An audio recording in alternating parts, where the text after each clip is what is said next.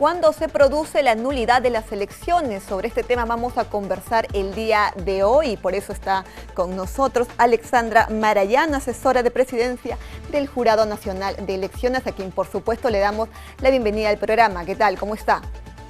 Buenos días, gracias por la invitación. Doctora Alexandra, la norma contempla la nulidad de las elecciones, tanto parcial como total. Entonces, ¿nos podría explicar, por favor, cuándo se dice que una nulidad es parcial? Sí, me parece que lo primero que hay que señalar es el tema de la nulidad que está contemplada en la Ley Orgánica de Elecciones. Claro. Establece, hay una nulidad cualitativa y hay una nulidad cuantitativa.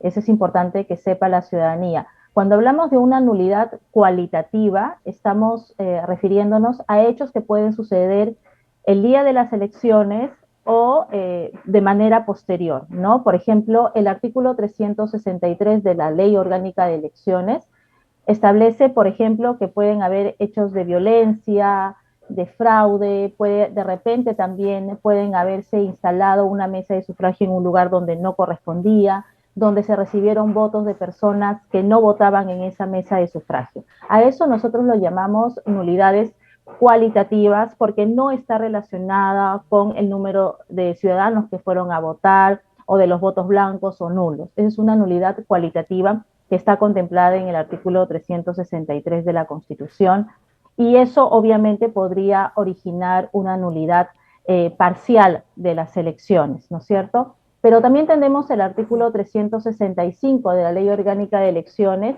que habla de una nulidad total. Y esta nulidad total es ya un tema más cuantitativo, ¿no? Cuando estamos refiriéndonos a la cantidad de votos que se han emitido. Por ejemplo, cuando los votos nulos o blancos sumados o separadamente superan los 2/3 de los votos emitidos. Esto hay que tener en cuenta que también está contemplado en nuestra Constitución Política en el artículo 184. Entonces, lo primero que hay que destacar es que la nulidad puede ser una nulidad cualitativa y una nulidad cuantitativa. La cualitativa está referida a estos hechos que yo les he mencionado respecto a los hechos de fraude, cohecho, intimidación, soborno, de repente cuando los miembros de mesa votaron en una mesa distinta, cuando no se instaló la hora adecuada. Y el otro es una nulidad cuantitativa que ya implica la nulidad del proceso electoral o de la consulta popular o del referéndum, cuando los votos nulos o en blanco sumados o separadamente superen los 2/3 del número de votos emitidos. Entonces, ¿de qué manera se podría configurar este hecho cuando se ha ejercido intimidación o violencia sobre los electores en una elección?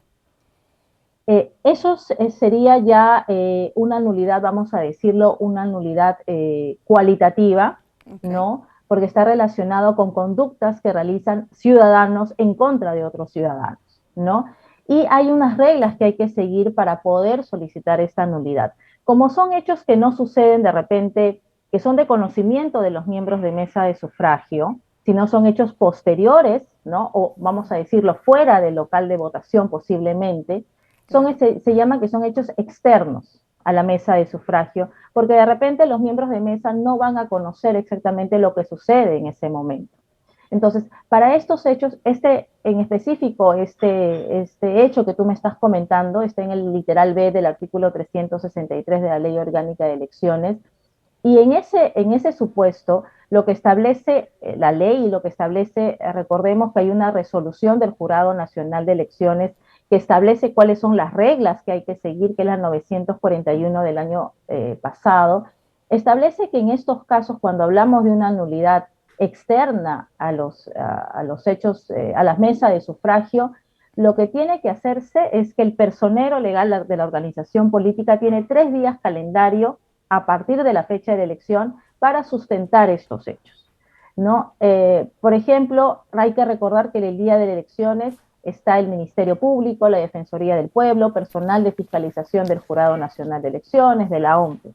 Entonces, son una serie de elementos, vamos a decir, probatorios, que pueden sustentar precisamente lo que tú me estás comentando y que deben ser parte también de lo que se adjunte en el pedido de nulidad que en primera instancia resuelve el Jurado Electoral Especial. También nos habías conversado con respecto a la nulidad total, tanto de un distrito, provincia, región. ¿Cuándo se convocan las elecciones complementarias de darse una nulidad total? Sí, en el caso del artículo 184 de la Constitución, ¿no? Y específicamente la Ley de Elecciones Municipales, establece que se pueden declarar la nulidad de las elecciones cuando se comprueben, como le mencioné, graves irregularidades por infracción a la ley o el tema de las elecciones ante la inexistencia de más del 50% de los votantes, o cuando los votos nulos o blancos sumados o separadamente superen los 2/3 del número de votos emitidos.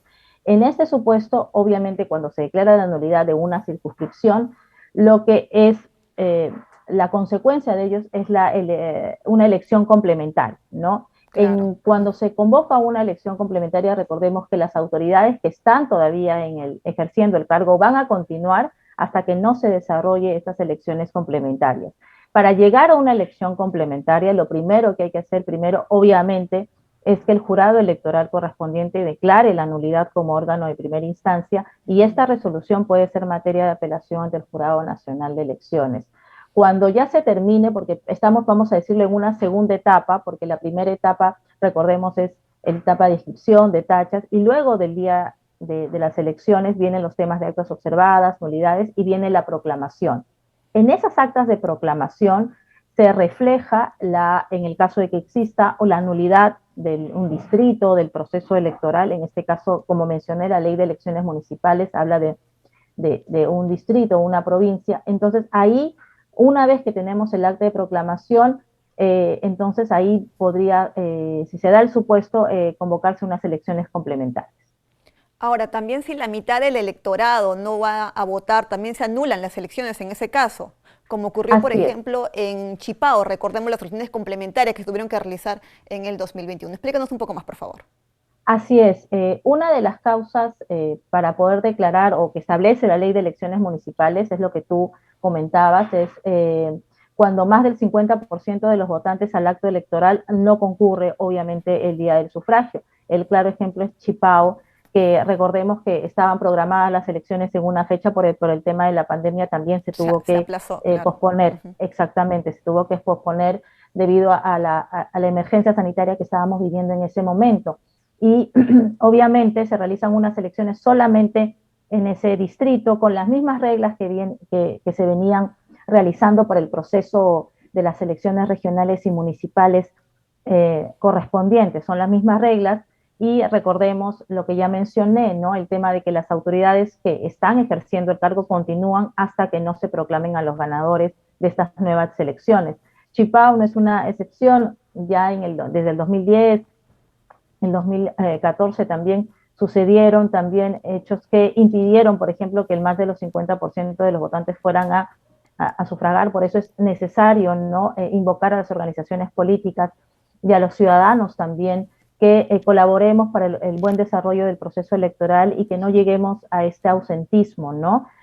Hasta el momento no tenemos ningún reporte de eso. Todavía hay que recordar que los jurados electorales especiales están resolviendo los temas de nulidad y que están llegando en apelación al Pleno del Jurado Nacional de Elecciones.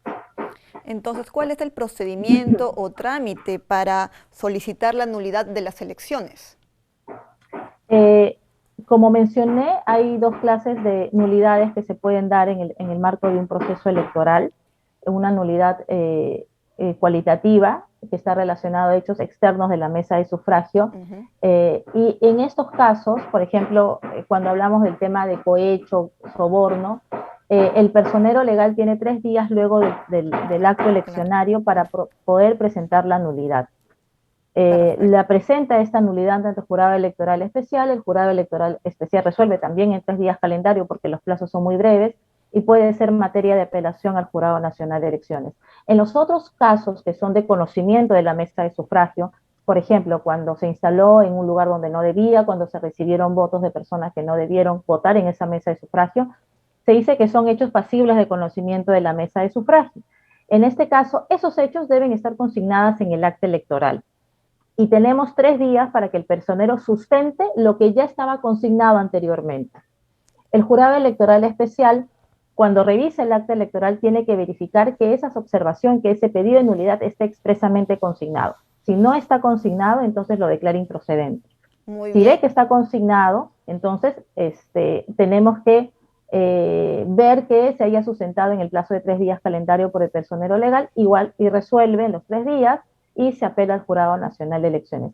En el caso de una nulidad cuantitativa que está relacionada con el tema numérico, como lo mencioné, el artículo 36 establece que puede ser a pedido, ¿no?, una nulidad, o también puede declararse de oficio cuando sucede lo que tú también comentabas, el ausentismo del 50%, cuando los votos nulos o sumados separadamente superen los 2/3 del número de votos emitidos. Y eso está vinculado al reporte que las ODP correspondientes emitan a los jurados electorales especiales en su momento. Perfecto, muchísimas gracias. Ya nos ha quedado mucho más claro cuáles son las causales de una nulidad en las elecciones. Muchísimas gracias por habernos acompañado el día de hoy. Gracias a usted.